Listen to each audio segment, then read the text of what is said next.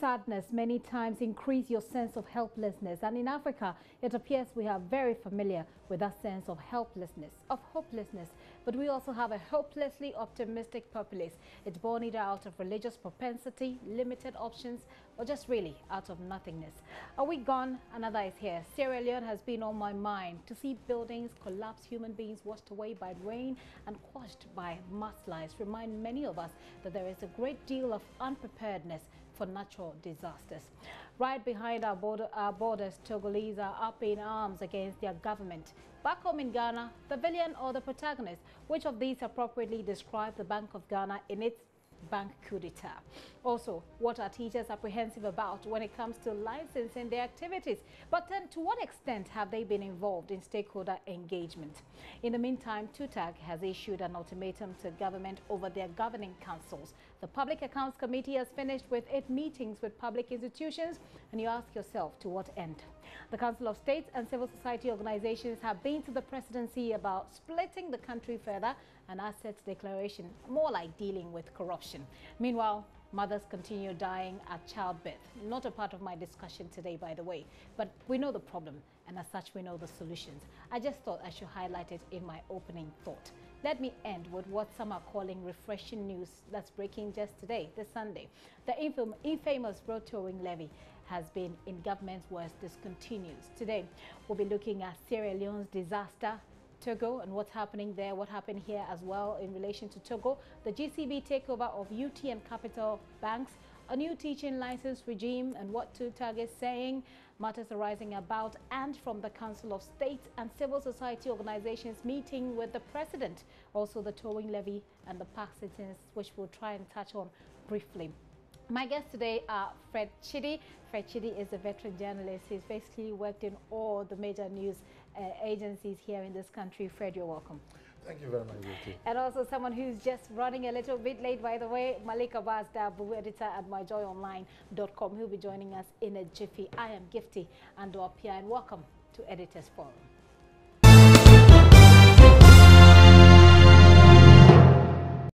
Technical hitches, they always come up, don't they? Okay, so we're just about playing to you what happened in Sierra Leone. We're talking about the vice president presentation of that donation to the Sierra Leonean officials. We're unable to do that at the moment, but we will definitely bring it up to you. But let me engage Fred as we wait for Malik to join us,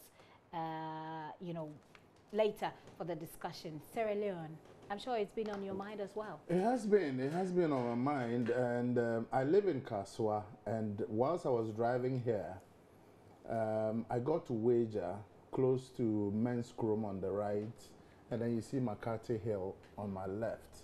And then I look out the window and I looked at all those buildings, and I was like, knock on wood, should anything happen with all those buildings up there coming down in one swing, and what happened in Sierra Leone happening here, what is going to happen? And then also I thought about our rapid response teams, emergency services. If anything like that should happen, especially in Africa, how soon do we have all of these people responding quickly? And then my mind swung back to the fire incident not too long ago at the Coconut Grove, and how long it took the fire service to respond. And I said, I just pray to God that it does not happen again. So talking about Sierra Leone, 400 people have gone. In fact, more than 400 people. More than 4. Yes, and I was monitoring the news channels the last time when they did the mass burial. And the reports were saying about 300 people were buried at a go. Right. And I said, oh, what an unfortunate incident for a country that, not too long ago had Ebola, right, and buried people in the same manner.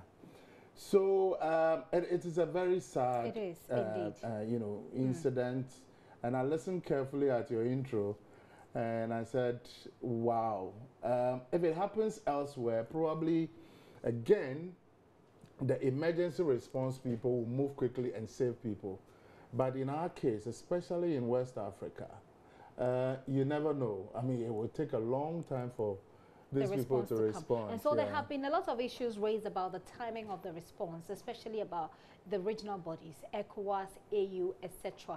They've had to deal with health concerns because most of the bodies have been trapped under the rubble, and so the concerns that they may decompose and begin to spread of diseases. There have also been concerns about generally the preparedness, which Fred speaks about, and how we have handled this matter on social media.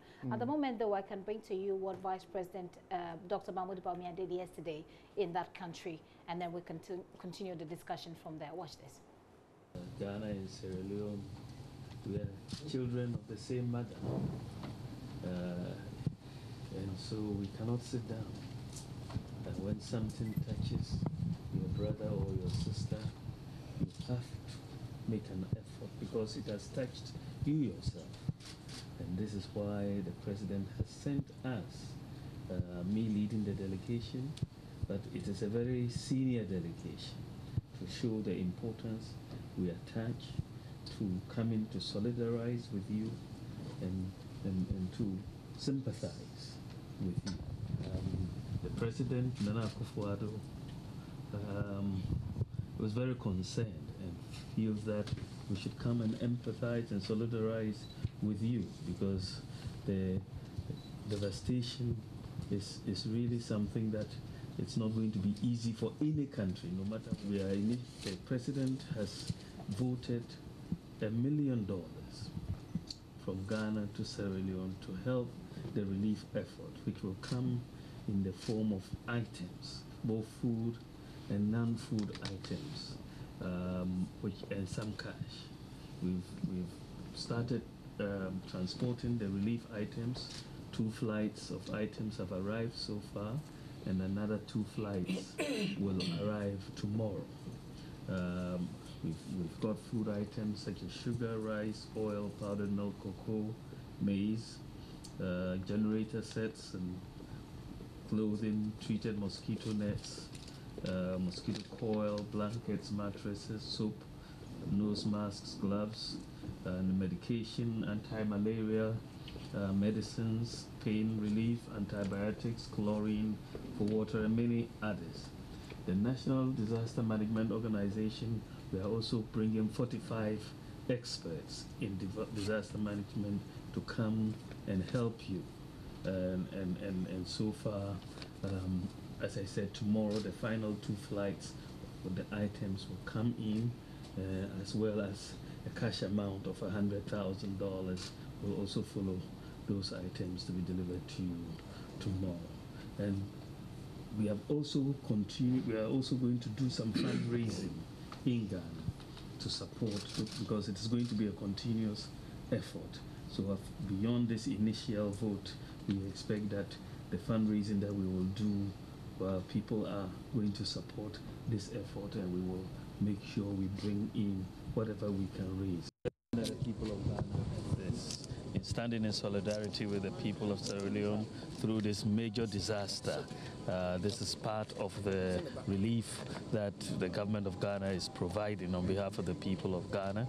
As we said, a total of $1 million worth of goods and some cash also. And all of it is being ferried. 2 plane roads have come in, and more will be coming in, given the quantum. We are in solidarity with you. And we want to make sure that you don't feel like you are alone during this particular period. Thank you. They're obviously not alone. The entire nation of Ghana is with them, and I'm sure the international community as well. Malik Abbas Dabu. When I have been gone for such a long time, which is why I can't seem to get your name right. I'm actually mixing it up. I think I was in a hurry to mention Dabu, and there was Abbas. So there's a mixture of Dabu and Abbas. You ended up mentioning my brother's name, who is Malik Abu Dabu. Is that so? Okay, so Malik has joined us finally in the studio. Malik, it's good to see you. How have you been, by the way? I've been tough, but I've been around. Great.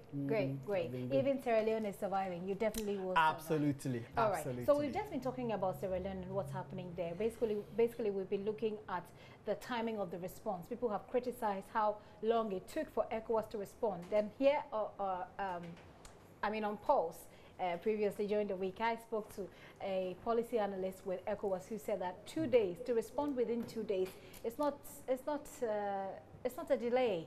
He says that they needed to take their time to organize themselves and to assess the problem. But people have said that, look, we should have responded a bit more quickly. We should have responded by doing what? Sending in the money, sending in the support. I think sometimes the criticisms are misplaced. To respond in 2 days, in my candid opinion, is not too late. Okay. If anyone understands how the international system works and how these organizations operate, it would be unreasonable to expect that the response could have been earlier than 2 days. My reasoning is that when these things happen, the first port of call is the administrative level. You have to meet, people have to talk, people have to discuss, people have to look at what resources are available when and people are dying. And what is required. Yes, unfortunate, but you can't just fly. You must have resources. You must determine what is required before you can respond. I think that sometimes, and I have listened to even the UN representatives in that country talk about the response, and he was responding to criticisms from the BBC about the response of the government of Sierra Leone itself. And his view was, given the scale of what happened and the magnitude of it and the time frame within which the government responded, he didn't think that the criticisms were justified. And I share his opinion. I don't think that the criticisms against ECOWAS are justified because responding in 2 days for me is not too late. Unfortunate as the deaths have been, responding in 2 days, in my view, is not too late. It's not too late. What do you make, Fred, of, for example, when such disasters happen elsewhere, the concerns of those who think that the response has been late is based on a certain level of comparison that they have done with what happens elsewhere and what happens in Ghana, for instance, or what happens in Africa. So you see that when the Charlie Hebdo issue happened, for instance, you had a lot of world leaders and they were prompt. It was quick, their response. Not that they're doing anything per se, not that they're mobilizing relief items or anything to push to the country, but then their response, they come out spontaneously to say, we sympathize with you, or this is something that should help relieve the people of their pain. See, that is best practice. That is what should be the case. You see, we tend to agree that, you see, we have to do things in a mediocre way. Sierra Leone had 2 years ago, they were dealing with Ebola. And so one would have expected that there should be an SOP, a standard operation or whatever. There should be a procedure in terms of a disaster. This is what you are supposed to do. Now, but basically, are you saying that they should have learned from Ebola? Exactly. So they should have I think learned, they did. Yes, I think the experience from Ebola did help them a little bit, wouldn't you say so? Yes, it did help them. But I'm saying that for 2 days, for this thing should have happened for 2 days before emergency response begin to come in. It's unacceptable because one would have thought that at least the weather people were there, they knew that there was going to be maybe a rainstorm, and knowing the geography, the topography of the area, knowing that this thing could happen, at least there should have been some emergency response preparedness available. Look, it's not only Sierra Leone. Come back home in Ghana. Recently when we had the rainstorm in Tamale, it took more than 48 hours and even for when NADMO to get prepared to move relief items from Accra and move them all the way to Tamale. And even when they were ready in Tamale, the minister wasn't there, so they were keeping the things under lock and key, waiting for the minister to come before it would be distributed. The wholesale that's supposed to house all of this thing was in a terrible shape. And I keep asking myself, so why are we doing these things to ourselves? We are not prepared for anything. Look, we have, very soon we are going to have cholera in Accra because you will see deaths all over the place. Now the rainy season is just about moving out. And then go to Teshi, go to Labadi, open defecation, all of these things are happening. 2 years ago, we had Ebola, we had cholera killing a number of people. In the 21st century. let's ask our emergency response people, what have they learned out of it? So it's an African thing. In Barcelona, when it happened 2 days ago. That's the difficulty I have. I mean, it's as if we accept it as an African thing. And we should not. But we we should have. not. But we have. No, we should not. So that is why some of us say that, look, let's push the envelope. Let's keep talking about this. Malik is saying that the criticism is misplaced. I disagree. Because, look, the state has all the resources, okay? So why don't we say that NADMO, we know that within a certain time frame, we're going to have, it is likely that we're going to have this disaster. So this amount of money and relief items are reserved somewhere. You know, I gave you an example of Tamale. It took 48 hours for relief items to be organized, and it took a week for the relief items to get to Tamale. Why should it be like that? It happened in Barcelona 2 days ago. Within minutes, the emergency response team was ready, you know, taking care of people. So why should it be an African thing? Okay. You know, it's mediocrity at the highest level, Malik. He disagrees with you, of course, Malik. But whilst you're at it, whilst you're responding, I have to point out something. Yeah, just a second. Whilst you're responding to this, Malik, please try and touch on Ghana's support as well to Sierra Leone. Okay, so let me start with what Sinachidi was talking about. When I said that the criticism was placed, I was talking about criticisms against ECOWAS's response. I'm not talking about national response. Okay. I'm talking about ECOWAS's response. Your question to me was, ECOWAS responded in 2 days. And there are criticisms that that response was delayed. And my view is, if one appreciates how the international systems work, so organizations such as ECOWAS, the UN, and all of these groups, the way they work, to respond in 2 days is not late. As for the national response, that's an entirely different argument. And I was quoting a UN representative in that country who himself said that he didn't think that the national response was delayed. The general point we must make, and he hinted at it and you hinted at it as well, is that in Africa, the value we place on life is not quite the same as the value that is placed on life elsewhere. Why? And this is a fundamental truth that we must admit and we must concede. And we must come to an agreement that it is not acceptable that in our case we place such low value on, such minimal value on life. And you have studied out, you know that when things happen, the response is different. And you were just talking about what happened in Spain. When that happened in Spain, how many of the attackers were killed? 5.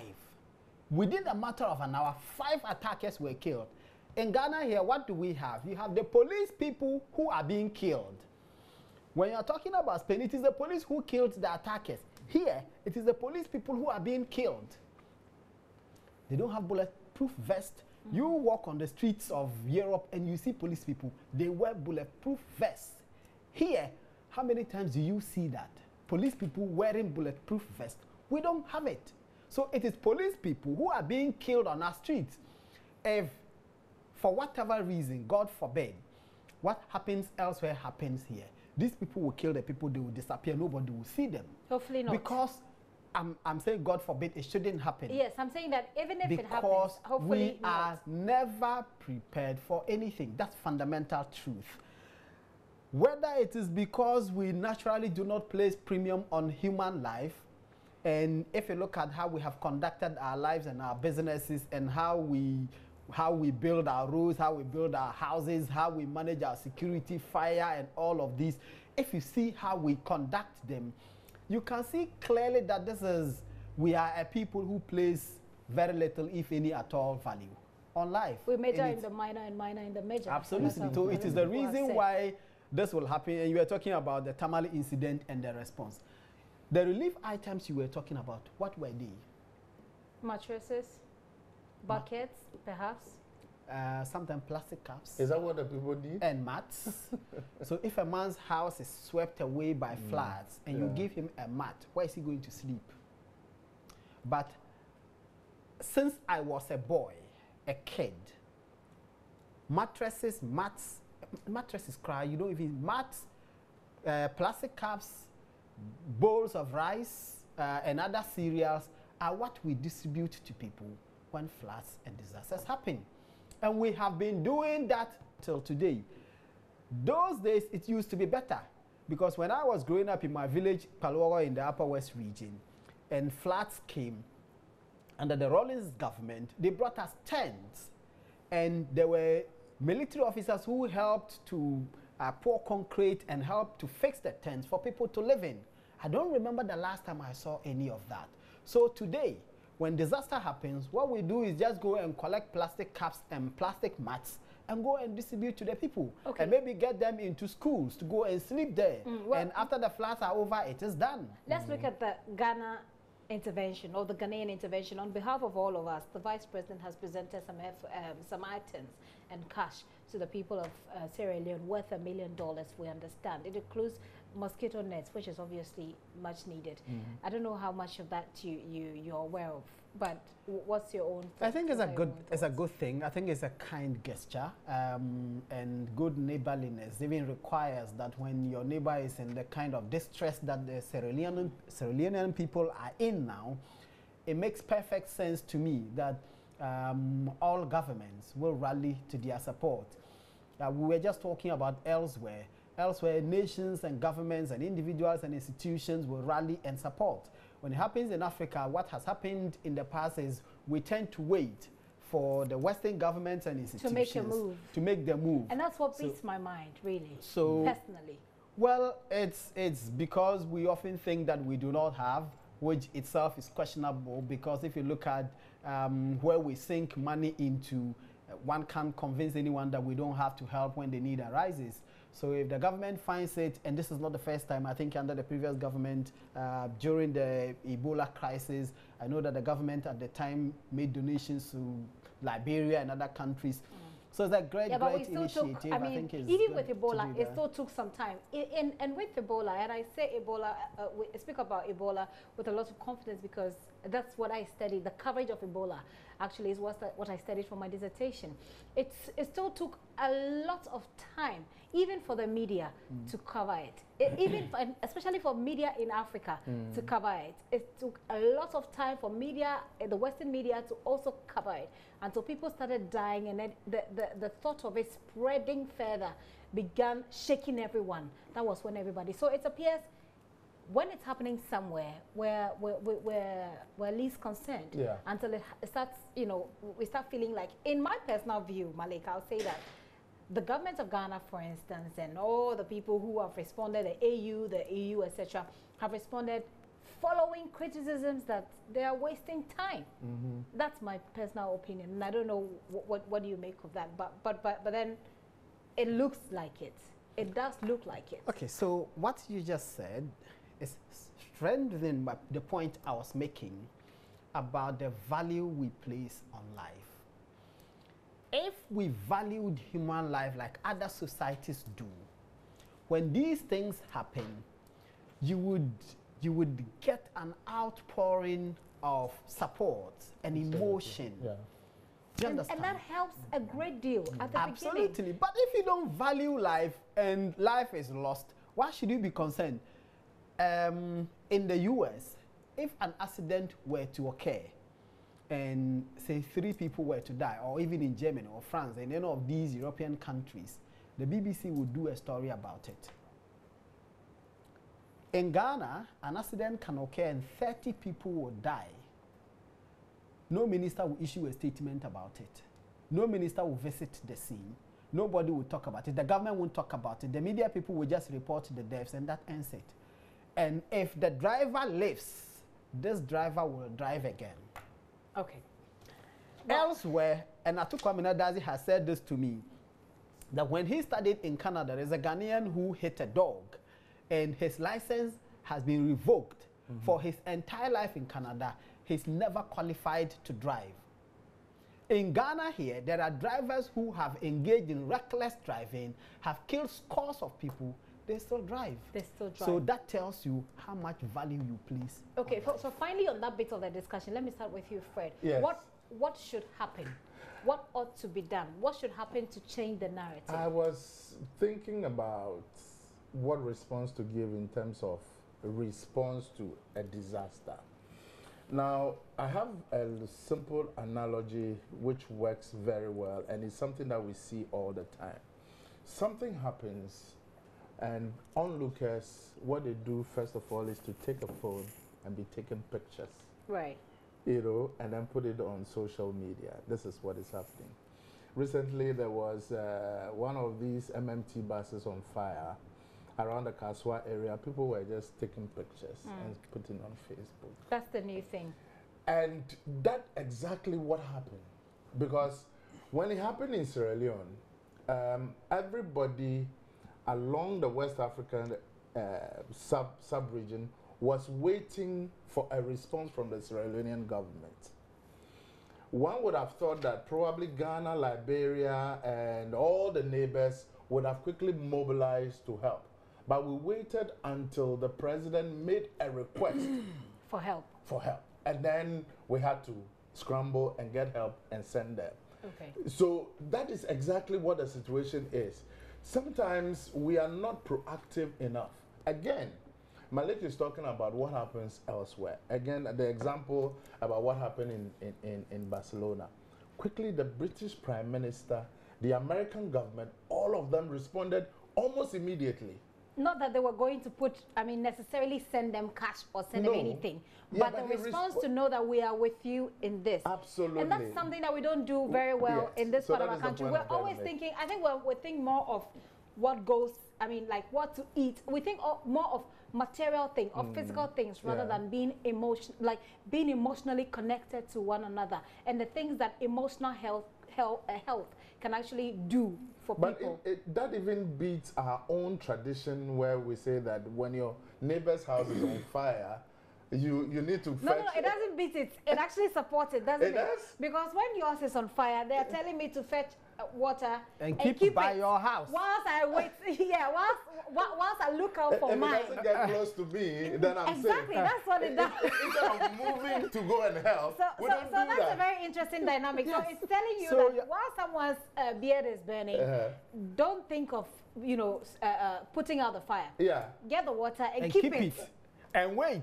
Instead of and that's what we moving- do. So Isn't it? when you get that bucket of water, move to your neighbor's home and go and quench the fire before it comes closer to So you. we actually have cultural values that teaches us To be selfish. Teach us about self-preservation Right. rather than community. But don't and we good talk neighborhood. about being so a is neighbor's keeper? No, but so is that why, Malik, do you think, and we need to wrap up on this particular Sure. conversation, is that why we don't value lives? Is that why we don't really care what happens, and we don't even care especially about emotional health? Gifty. I think from childhood, from the way we are brought up, from the way we are trained at home, every protection is offered usually to the elderly in many respects. True. You walk on the streets and you see the kinds of hazardous things that children are involved in. And you tell me whether this is a society which respects the rights of the child and which respects the value of the life of the child. And which actually looks out for the vulnerable. Absolutely. So, right from home, you find that the best of the things are reserved for the grown-up and for the elderly. The young and vulnerable ones are those who are left to their mercy. When food is prepared, the best part of the food goes to the grown-ups and the elderly, and the asia, the down, Goes to the children. goes to the leftover children. goes to the children. So you think that that's the fundamental flaw? So it actually makes the child feel that you are not important. It is the grown-ups who are important. So the child, when he grows, now also assumes he's important. And the young ones, the vulnerable ones, are those who are less important. So if you feel that you are important and you live around you and you find that, he was talking about cholera, and we have had this discussion before, that Wrap if up for me on that, today Malik. people can still eat feces and die, if people can build a home and not put a toilet in that home, and this city and these towns and cities are governed and the governors live in mansions and drive the best of cars and get their children to go to the best of schools. Yeah. And yet the people that they preside over, the people that they govern, live in homes that they are paying rent, and the owners of those homes will provide the toilet, and they have no protection at all. And having spoken about that, Malik, I dare say that if this had happened, let's say, and God forbid, if it had happened in Sierra Leone, that it was a part of, let's say, a block where ministers live, or a block where the president lives, or a block where most of government appointees live, I think that the response would have been different. Oh, would have been different. But the thing is that it won't happen there. Because they are more fortified. Absolutely. It won't happen there because the systems are put in place in such a way that it will not happen there. Right. A lot of the time when these disasters happen, they happen in slums. Unfortunately, that is it. They happen in the slum areas. That is where the people don't have the materials to build a fortified home and to protect themselves against the vagaries of the weather. It is the poor people who build around these areas and they are exposed. Yeah. Okay. That is why when these things happen, they are the first and the worst victims. Absolutely. My final take on Sierra Leone will be, and it's still a developing story. We know that we're told by the media that at this point we have about 20,000 people who have been displaced. 5,000 of them are children, and I don't know. I beats my mind. I can't wrap my head around it. But hopefully it will be well. One of the interesting things about social media, by the way, is the fact that, you know, when such things happen, social media is able to drive a certain sense of urgency, it's able to drive a certain sense of awareness, create awareness that, you know, bring people to the realization that, look, this is happening. And sometimes, like I say, you know, show solidarity, you know, give the people some kind of emotional help. So I put on my Facebook, I think during the week, that when France was attacked, we saw all the flags, you know, the France flag. People superimpose them on their DPs, on their Facebook, and they are sitting in Ghana, etc. Yes. So I mean, I raised the question about how everybody else isn't doing that. No DPs have changed. There is no flag, no hashtag for Sierra Leone. And this was, I think, about the third day. And the first day itself was disastrous enough, but we didn't see anything like that. And then I got questions posted me as to what I myself had done. And I said, well, putting out the question in itself, for me, is my way of creating the awareness. That's right. But what is this about, following what other people are doing and not being able to replicate it when the thing is happening right at your doorstep? I don't know. Okay. See, what happens normally is that because it's a bit remote from us, we don't care. We are consumed with what is happening around us. We are thinking about taking care of ourselves. But that's not the case, because what happened is that in the case of France, people were putting out the flag because someone, perhaps in the Western world or someone somewhere, has started. I think Facebook actually started something. They put it out there, and then everybody, you know, started logging onto it and using it. Yeah. But it didn't happen in Sierra Leone because it's in Africa. That is the ideal. Exactly. That was some kind of a hashtag that started playing out. Gifty, you see, that is the ideal situation. That is what ought to happen.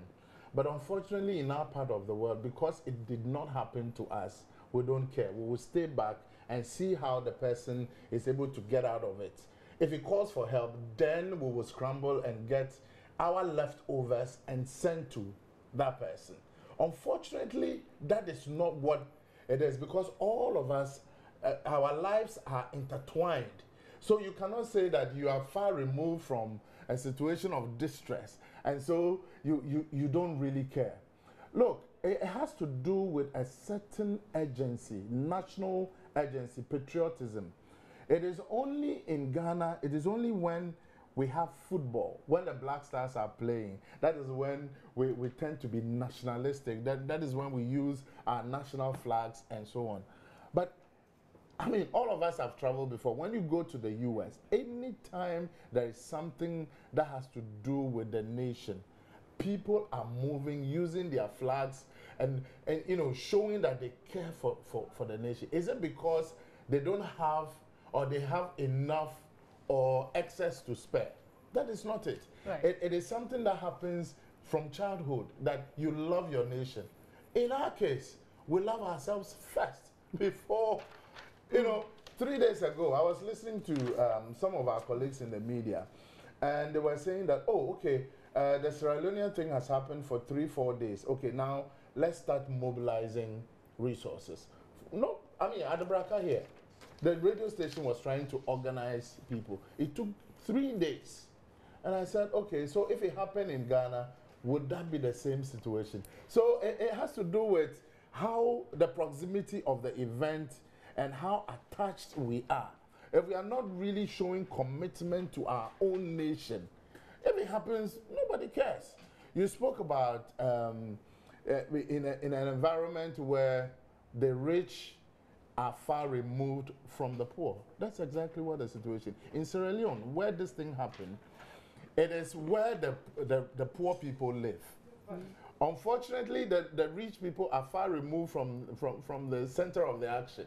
So it would take a while for them to respond. Okay, let me bring Malik in. Yes. Malik, what's your own take on social media and how it has helped, and especially for those of us social media users in Ghana, in Africa, how we have used it to either create awareness or just show how unconcerned we are? You know, a lot of the time social media is driven by crowd mentality. Right. So you put something there, people start sharing it, and then it That's catches it. on. You put something there, nobody touches upon it, and then it dies. And sometimes it is not the most important things that trend. I tell you, like Rashida Black Beauty. Yeah, will be it is not. Very talk of trivial the day. stuff, right? Yeah, a lot of the time it's not. And I remember the day that Kwekubako delivered that lecture at the Krontini Akwamu lecture Yeah. at CDD. Yeah. It was the same night that Sarah Adwa Safu was trending. And then I posted that when Kwekubako delivers an illuminating lecture and you have Adwa Safu trending, it tells you where we have been. Come and see the rain of attacks on me. Oh yeah, they will. And people accused me of trying to divert attention, and that I was not happy that an MPP person was being attacked, and that it was, look at the kind of depraved reasoning that people read into the post that I made. In my candid opinion, the issues that Kwekubaku spoke to, talking about constitutional amendments which were required, constitutional amendments that he proposed, which were proposed by the Constitution Review Commission, and which the government's white paper rejected. And when you have this colossus talk about these things, it should generate a national discussion. That was the point I was driving at, and yet people didn't get it. So Facebook, the social media largely dominated by crowd mentality, sometimes does not stick to the matters which are very important. Okay. Other times it does, sometimes it doesn't. Having said that, I would say that there's a flag, by the way, the Sierra Leonean flag, you know, is all over social media. If you're one of those who believe in, you know, pushing the agenda or creating the awareness with the flag, you want to superimpose it on your DP, why not just go ahead? If you believe that you could always send updates or always send messages that sort of help the people or help people deal with it emotionally, psychologically, do your bit to help the people of Sierra Leone. Remember, it could happen to you, and especially when we're talking about a certain demarcation where we're not very good at preparing towards such disasters.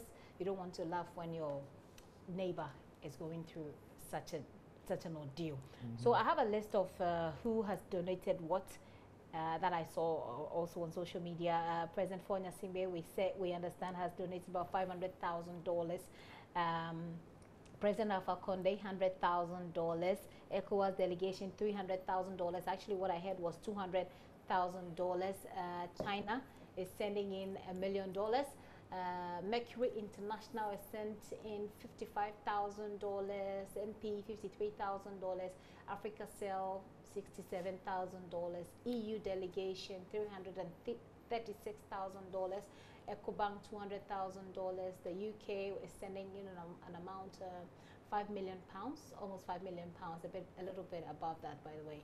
And you know, donations. Ghana, you know, $1 million, not just cash with some relief items. So hopefully they'll be well. But I've been speaking to the presidential spokesperson for that country, and he says that they are overwhelmed. They are overwhelmed and they need much more help.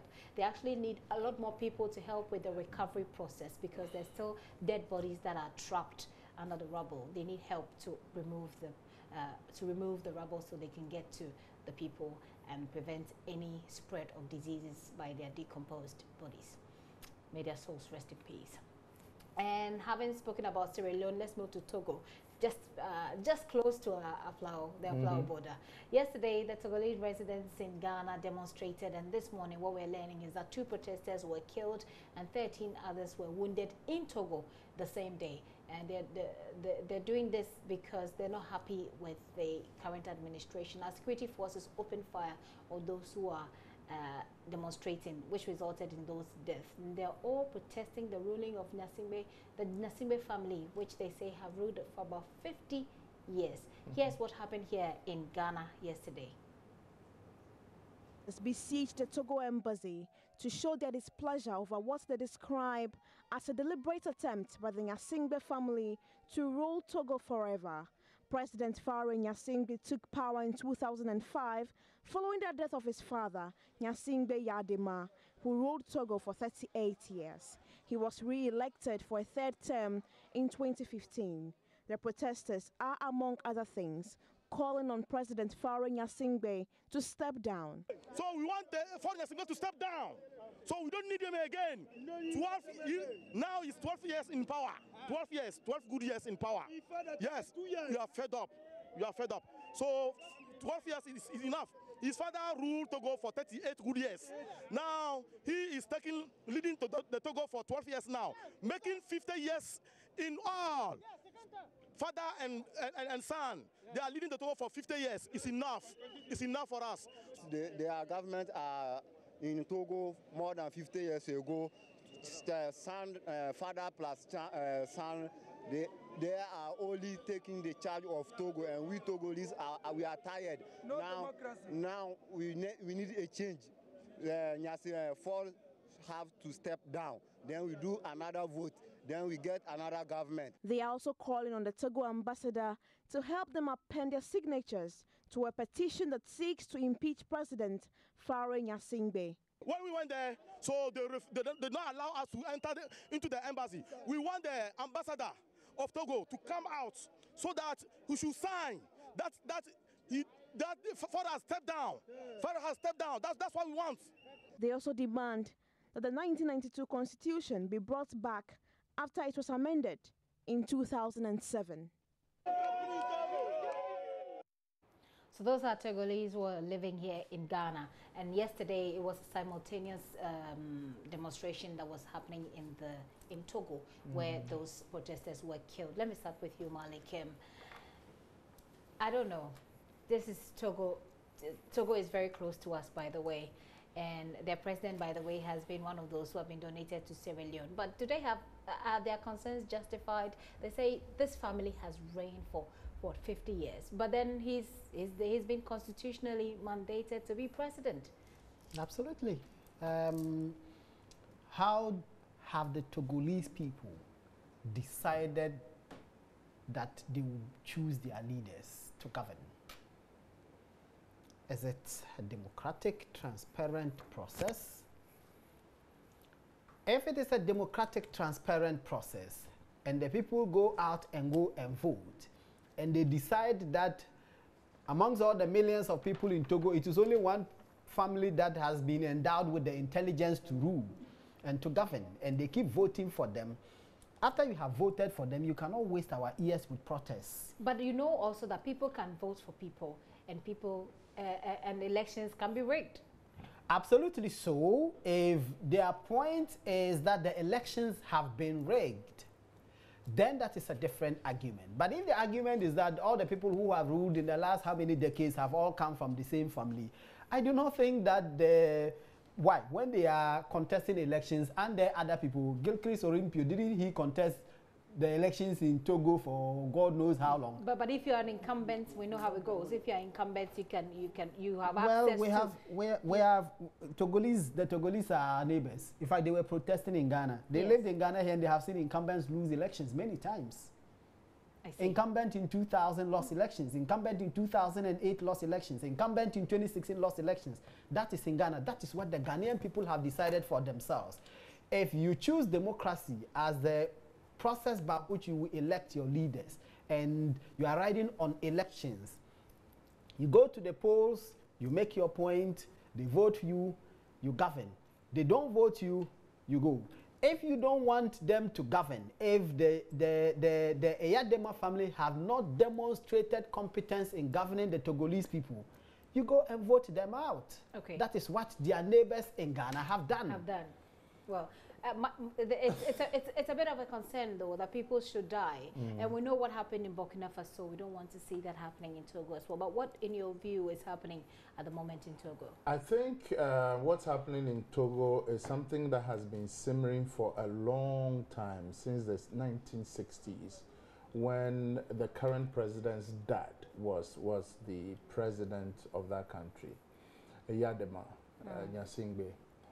He ruled Togo with an iron fist, to the extent that people didn't have a voice. People in opposition were cowed into submission, to the extent that Gilchrist Olympio and all the other people in opposition, some of them had to flee. Some of them were living in Ghana for a long time. And then when he left, his son had to come in. So virtually it has become a dynasty. Now, what the protest is about was how the system has been manipulated. That's what they believe. Yes, in such a way that it is only this family that has the right to rule. And then to the extent that the constitution was changed for when people were having the two-term presidency, to a system where you could even go on beyond the 2 terms. So basically, it sounds like what's happening in Rwanda. So in Rwanda, the president led a referendum. So they had a referendum, and then after that, it gives him, an extra term. But I think that globally, generally, there is a convention that all countries have sort of assented to, that a particular president or a particular party has the right to go, to go two terms. Whether it's 7 years, 5 years, or 4 years in our case. But then the concern of the people who are protesting is that the constitution, there were electoral reforms in Togo, and that electoral reforms is giving the current president, for Nyasingbe, an unlimited chance to be president or to seek re-election. Exactly, that is the case. And for me, what is striking is they're doing it at this time, and they're doing it, simultaneously, happening in Ghana and happening there. And the latest report I picked up before coming into the studio indicates that about 7 people were shot dead in Togo, in Lubin, just yesterday. Which is condemnable. Absolutely condemnable. And a lot more injured. So it is something that, like I said, is simmering. So we don't have to sit aloof, especially with ECOWAS or even Ghana, sitting aloof for this thing to happen. Now, for Nyasingbe is in the second year of a second term. Now, he's supposed to be ruling for 5 years. So he has 3 more years to go. So now what is happening is that the opposition is trying to position itself in such a way that next time when there is an election, then we should expect that the opposition is given a fair chance to compete effectively. Now, as we speak, Togo doesn't have electoral commission, a credible electoral commission. So all of this, demonstration that we are seeing, it's a way of telling the people that we need to exercise our democratic rights properly. Let's put the systems in place. Let's have a credible electoral system, electoral commission. So that is, it's a very subtle way of doing the protest. Well, is it subtle? It doesn't look subtle. Well, it's noisy. Like I said, people have been killed. But it is sending a message down to the ruling class in Togo, which they have marginalized the people for so long. And this is the time for them to get a wake-up call. It's a wake-up call. Hopefully, we don't need to be killing people to make some of this. To make a point about this my final take. It happened in Kenya. Okay, on Africa, because we're looking at Togo, Sierra Leone, and all what's happening. We had Kenya, during the previous week. It dominated our news here in Ghana as well, their elections and all of those funny issues. Rwanda was there. Your final take and make it general about Africa. Okay, Gift, I think that we have shown an example that there are so many defects with our democracy, but our electoral democracy is an example. And I think that if we perfect this system, the dividends that democratic governance yields to the people will eventually come.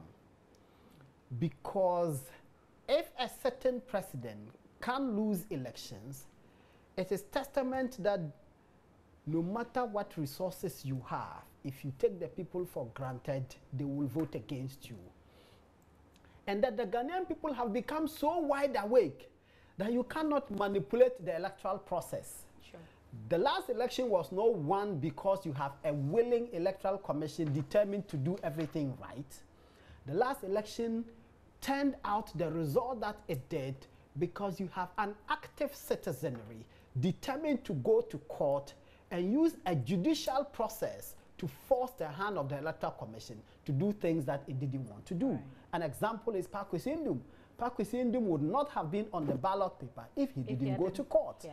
But he took a decision to go to court to enforce his right as a citizen. Sure. Okay. And you have a competent, independent judiciary that will take a decision as the kinds of decisions that the courts took. So I think that the rest of Africa should look at the example of Ghana and say that yes, we have corruption, which is shooting off the roof. Yes, we have lack of transparency. We have ridiculous laws regarding asset declaration and all of that. But we have a working electoral system. Okay. And given the kinds of results that that electoral system is churning out, with time, the politician will realize that you take the people for granted, you do that at your own peril. At your own peril. And okay. if the other African countries adopt that, I think generally there won't be a question about one party ruling for too long. Okay. After all, it is the people who decide who governs. All right. If the people don't want one party to govern for too long, it will not happen. Okay, hopefully looking towards the week, there won't be any more deaths for anybody to listen to whatever these protesters are saying and for their concerns to be addressed. I don't know if you have any final words on this African perspective, Fred, otherwise we can move. Well, I think I generally support what Malik is saying, that we need the institutions to work. And Ghana, it's, as a beacon of democracy, is a classic example that at least, even though we talk about how unsure we are about the electoral system, at least we have proven without, beyond doubt, that our electoral system is very credible. But can we say the same of Togo? And depending on who you're talking to, it's different. I'll give you an example, just a quick one. I went to Togo through Ho and entered into that republic. Do you speak any French? No, I don't speak French. Je suis gifted and that I can say. Oh, what's that supposed to mean? She doesn't know. Oh, seriously, I am gifted and and mind you, I had an A in French. You did? At it's except that I can't remember. Of course, that's the system, isn't it? She just confessed. So I went to Togo through Ho, and you look at the demarcation between Ghana and Togo. It's just a bridge. Yeah, and when you read former President Mahama's book, My First Coup d'etat, he speaks about how Ghana, how you can have your bedroom in Ghana and have your kitchen, for instance, in Togo, if you live along the border. So the point I try to make is, when I entered, and then I saw the attitude of the gendarmes. Who are they? The gendarmes are the security people in Togo.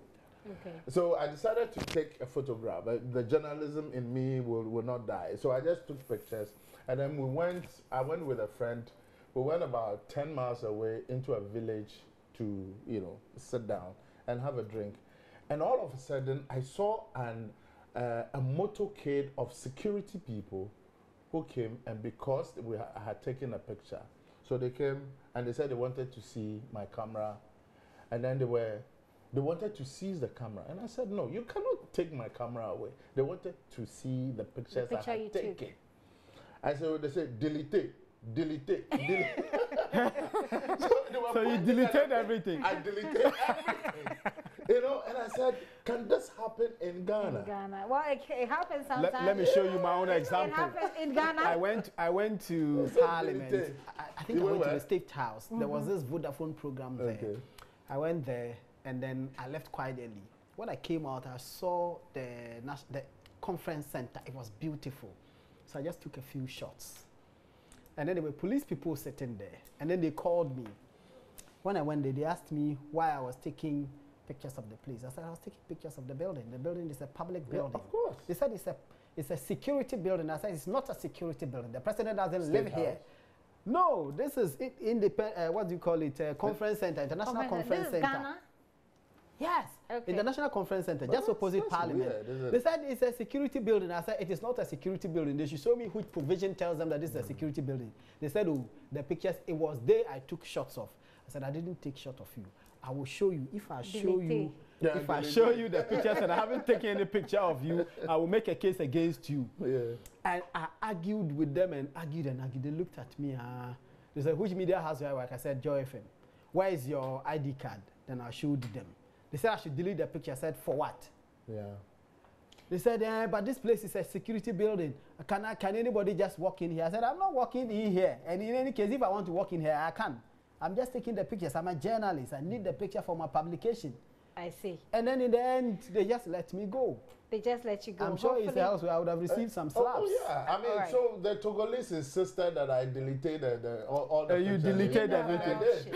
You definitely didn't have an option. Okay. Well, let's move on now and talk about some other things. You're still watching Editors Forum with me, Gifty and Dopia. I'm here with Fred Chidi. He's a veteran journalist. He's been editor. Veteran journalist. That's what I said. That's what you feel like an old man. Malik, did you need to emphasize that with your with your voice on top of mine? Apologies. Okay.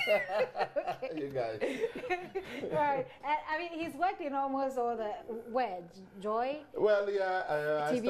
I started TV3. my career with GBC, and we started Joy FM in '95 through to '99 when I left. Went back to school, came back to do City FM, went to TV Africa, TV3. Dear and Lord. I'm on my own. Okay, he's on his own, he says. So he's there with Malik Abbas, that we're editor at myjoyonline.com. We're trying to look at some of the issues that have happened and giving you, thought-provoking analysis so that you can think of some of these things. That's how we build a nation. We talk, we think, we move on in action. Okay, I'm going to take a few comments that I have seen on Facebook. I try to do this my own small way on on my Facebook page. Alex, I don't know how you mention your surname, but forgive me if I don't get it right. Alex Penalverde says, how long did it take NADMO to mobilize relief items for the northern flooded areas? But within days, Sierra Leone has relief items worth $1 million. You mean from Ghana? Okay. Yeah, you're welcoming me back. I actually only took just 1 week off. Okay. Wow, I missed you guys and your fantastic analysis. I'm on my way. Okay, that is Baye Jeremiah. Baye, thank you for your thought. Daniel Atta says, Gifty, some of us are worried about the delay in mobilizing resources to the people of Sierra Leone, and our criticism goes to not individual countries, but so-called unions like ECOWAS and African Union. What is their essence? Meetings and peacekeeping only, or what? I don't have the answer, unfortunately. Let me take a very quick break, a very quick one. When we return, we'll give you that refreshing information that has just come on the road towing levy. Those of you who have the hashtag resist the toll levy, including myself, I'm admitting, we'll be talking about that right after this. Please stay.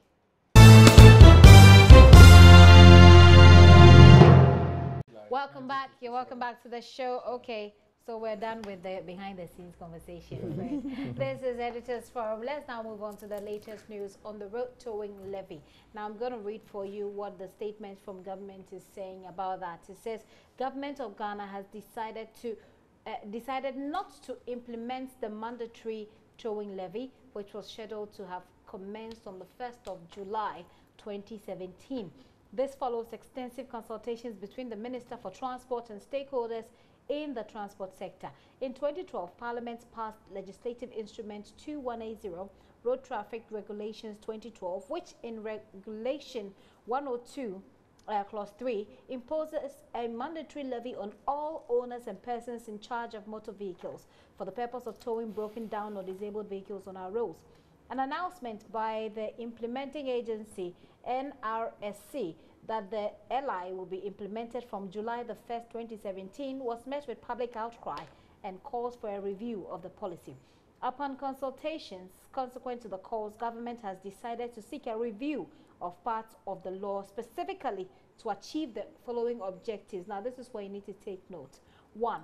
Removal from the law the concept of mandatory towing levy on all owners and persons in charge of motor vehicles and trailers. 2. The role of government in the provision of towing services will be limited to only licensing and regulating service providers. Government renews its commitment to the policy position. Listen to this. Government renews its commitment to the policy position that broken down vehicles ought to be removed from our roads to avert accidents. New modalities for dealing with the problem of broken down or disabled vehicles will be formulated and announced in due course. Okay, Malik says beautiful, beautiful, and he just won't stop saying that. So that is something that just dropped this afternoon. We've verified with the authorities. This is authentic. Review of parts of the law and modalities for dealing with broken down vehicles to be announced later. I'm not sure how that, what exactly that means. So let me start with you, Malik, since you started with a beautiful pronouncement. How settling is this? First of all, the law was ill-conceived, it was misconceived, it was malicious, it was wicked, it was senseless. So the opposition to it was justified. Very well. So if the government takes the view that the law as it is now, currently, in its nature and form, does not lend itself to any reasonable amelioration, then I think it's welcome news. It's great. But the bit that says that they're going to look at modalities for towing vehicles, because one of the arguments when this issue came up, one of the arguments has been that there is already a law that regulates how vehicles and that law has been held in abeyance. So that's why I'm asking how settling this release is, because it says that modalities for removing vehicles that are disabled on the road, they're going to look into that and it will be announced later. My reading is that those existing regulations failed to achieve the results for which they were promulgated. Okay. I think what the government wants to do and what the government should do is to find out why those regulations failed and then to rejig them in a manner that will make them work and achieve the results. Okay.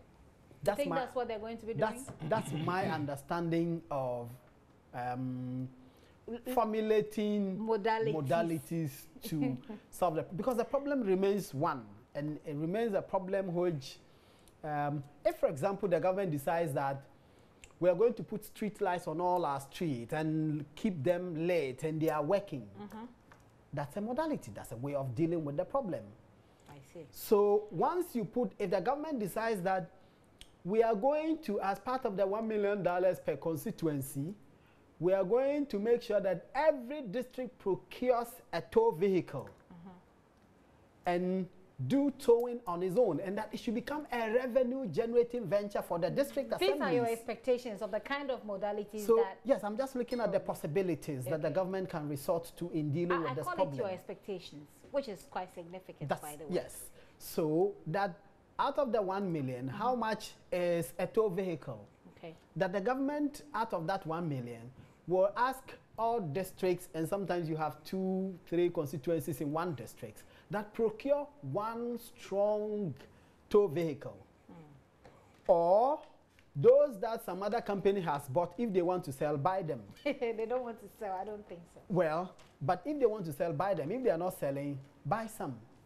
And task people with the responsibility of removing vehicles from the roads and surcharging the people as mandated by law. Okay. So that you can take away these unfortunate incidents where people just die because somebody has been reckless enough to leave their vehicle on the road, sometimes for days. This is welcoming news for Malik. Is it for you? Why? I mean, I am getting angry, very, very angry, because I don't understand why a few months ago we were at where we are right now. There was a huge public outcry against this thing when it was first introduced. Yeah. And then there was a statement from government that, oh, we're going to put this thing on hold and do consultation. Yeah, it was suspended. How different is that from what we are seeing now? Can I answer him? Please. What happened this was... is a vexed issue. Why do we have to let me come back to this again? Let me explain what happened. So when that happened, what happened was, for some very strange reason, the Parliamentary Select Committee on Transportation just issued a statement and said they have asked government to go ahead and implement. And that was its opinion. The Parliament, the Parliamentary Committee's opinion. By which authority would they even say that? No, but you don't. You cannot undermine the authority. This is the Parliamentary Select Committee on Transportation. No, but they would have to make recommendations. Right? My question was, if Parliament passes a law,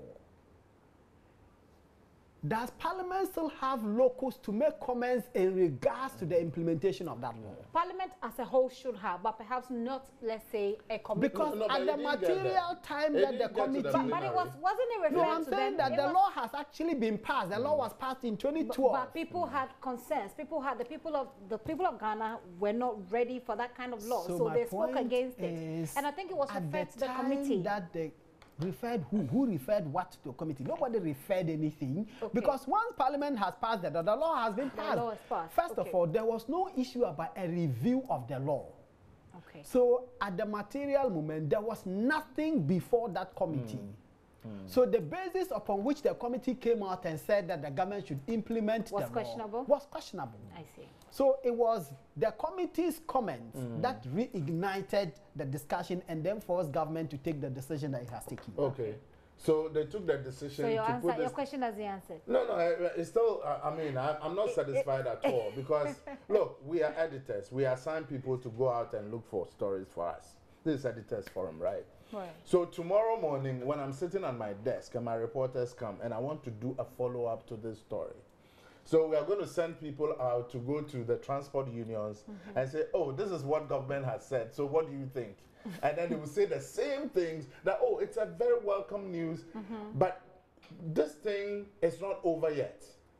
Is it Samaipe or what? The guy, the parliamentary. Yes, so, the chairman. I mean, he is bent on pushing this thing. Why do you say so? No, because he came out to convince us that that is the right thing to do. But you see, but the bottom line is, why would you want to give this job to just one company, which would take 85% of all the revenue? I think we have for moved on. 20 years. Come on, guys. For 20 years. Okay, so when have you heard that before? Okay, have you heard that a contract has been signed for 20 years? We have moved what on. What be that? Moved on to you heard him speaking to Gifty. Malik's tree has come. Absolutely.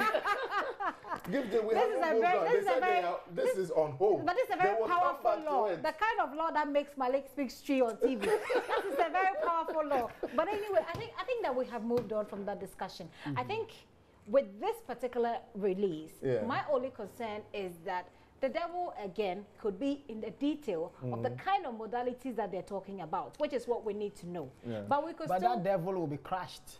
Because you see, the Ghanaian people have become so wide awake. Open the thing up so that when you go to my district, get a towing company there. Don't give this job to one company to do. Why? Senior, my fundamental opposition to this was anchored on one principle. How do you give somebody money when the amount of payment, there is no correspondence between work done and money earned? That's right. So you are giving them 85%, whether they tow one car, 5 cars, 1,000 cars, or 0 cars, you give them the same amount. It is the most senseless contract anybody can sign. No, it's bizarre. That seems to resonate with a lot of people, a lot of Ghanaians. You give them the money. So Where is the motivation for them to do the work? So but a lot of people pay for work done. Okay. You tow a car, you Fair get enough. paid. If you don't come and do your work at multimedia, do you think you will pay? No. Maybe they'll So consider. which contract will tell you that take money whether you come and do your You work go or to not? DVLA, you are going to do inspection, and then there's a hidden fee in there for towing your vehicle. Levy. And Yeah. the ridiculousness what of if my it. vehicle breaks down for a year? I would have paid for That service if- that I'm not going to If you benefit own the from. motorbike, But you see, we should not. Motorbike, can you imagine? Okay, Do you see how motorbikes are towed? Okay, these two gentlemen. Have you ever seen motorbike being towed? Your outrage is obvious. Don't make it any more obvious. Don't state the obvious. We know that you're represent the people. very well, very well. Now, like I'm saying, this is a lot of people have said that this is a good thing. Away from looking towards the modalities and making sure that it is something that will still reflect the expectations of Ghanaians, because a lot of people have expectations, but there's those on one side who think that this is a good thing, and a lot of people have said it's a good thing, but there are others who have issues. So now that this has come, the concern is that, well, let's wait and see what's in that modalities that government is talking about. But Malik, finally, before we move on to the next topic on this, this, a lot of people have called it a sign of a listening government. Do you think this will have any implications for government? Good, bad? No, I think that many people will be excited that the government has taken this decision because, as you know, the opposition was loud. The opposition to this toll levy was loud, and it was uncompromising. There were institutions and groups were mobilizing at every stage of our national life against it. And I think that it makes political sense. And let me wear my political analysis. Absolutely. It makes political sense that the government will take this decision, recognizing that a road to power on the basis of general support by the Ghanaian people. And if the Ghanaian people oppose something, you can't implement it, especially when the thing is so fundamentally flawed. The notoriety of the flawness there of it. There we go again. And it's at the politics level. It's so obvious that, I mean, it would have been strange if the government didn't come to the conclusion that it has come to. Fred, is this a government that's listening to the people, or a government that really can't help the pressure? Well, the government has been listening too much. See, this one shouldn't have even come up the second time, to the extent that it has to be suspended and then it will resurrect again.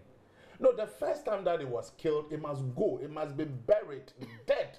God is still in the miracle doing business. You know, so for me, it shouldn't have come up this second time. Okay. And then the outrage will be so intense. Recycled.